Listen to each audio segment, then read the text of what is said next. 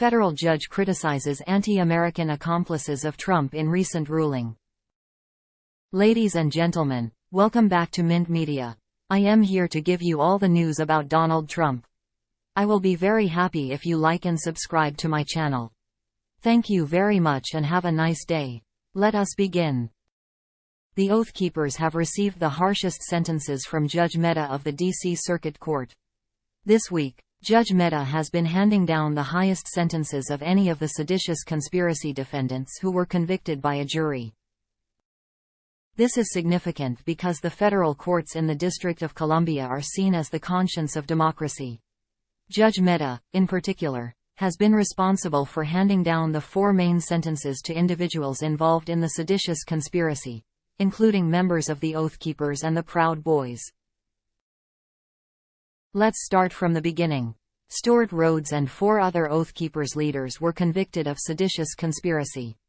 These leaders, like Kelly Meggs and Stewart Rhodes, were sentenced this week by Judge Mehta. The Oath Keepers were on hand on January 6 with an arsenal of weaponry ready to be taken to the Capitol. They coordinated their attack military style and were among the first to breach the Capitol, breaking through the lines of the Capitol Police. It was later revealed during the trial that they were in coordination with people from the Trump campaign.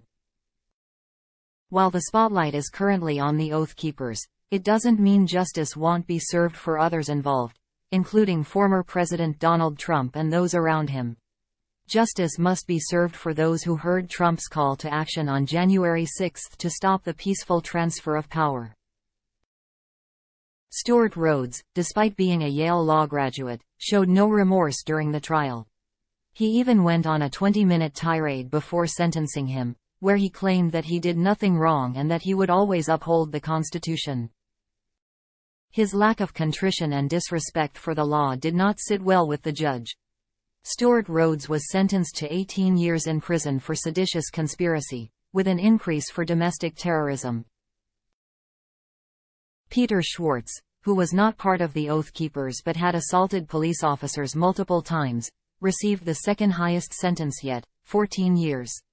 Kelly Meggs, Rhodes' accomplice, showed a little more remorse and apologized to her family, but not to the American people, the justice system or the Capitol Police. He was sentenced to 12 years in prison. Michael Webster, a former police officer, received a 10-year sentence after lying on the stand about his actions.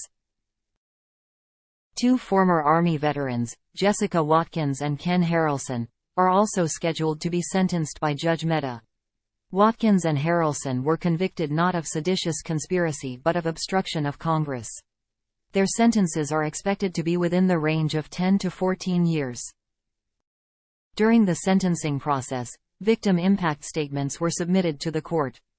These statements highlighted the severe psychological impact on the victims, including officers from the Capitol Police, the Washington, D.C. Metropolitan Police and the young employees who had to flee for their lives on January 6.